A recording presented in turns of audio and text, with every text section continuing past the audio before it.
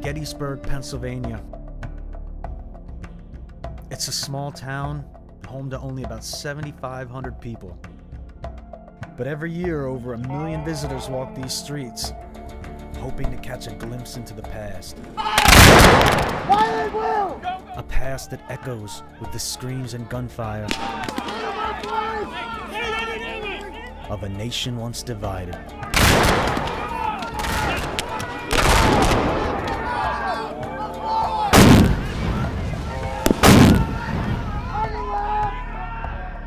What the tourists really want to see, however, is just south of the main part of town.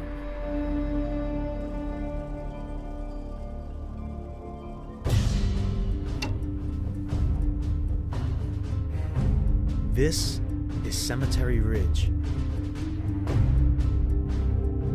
Today, it's a beautifully manicured national park. But 150 years ago, this was the scene of one of the ugliest and most horrific battles on American soil. Over a period of 3 days in early July 1863, tens of thousands of young Americans were killed.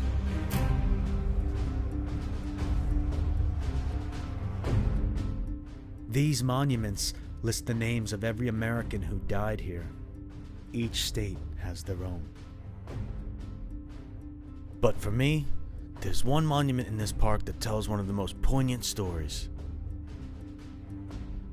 It's the Minnesota Memorial, and it honors the men of the 1st Minnesota Regiment, 83% of whom died on the second day of Gettysburg.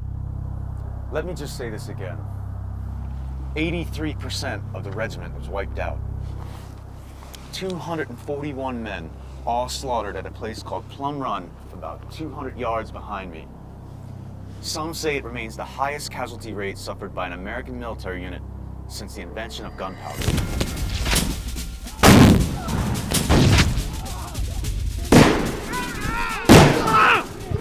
But it's the 17% who survived I'm most interested in.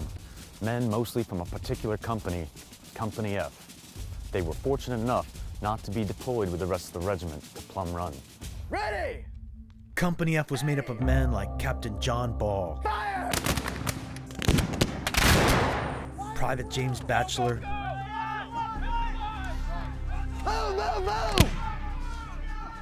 Corporal Leonard Squire,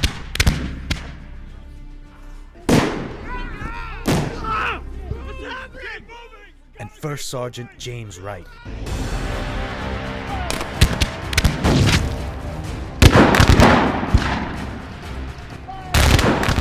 I'm Evan Kurowski, and I'm on a quest. I'm gonna retrace the footsteps of Company F and walk every battlefield in which they fought, every battlefield in which they killed,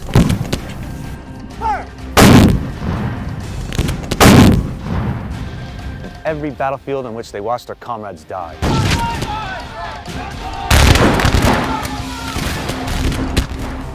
I'm also going to fire their weapons,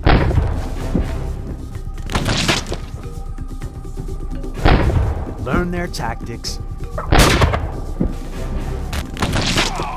and hope to better understand the horrors these men faced during the American Civil War.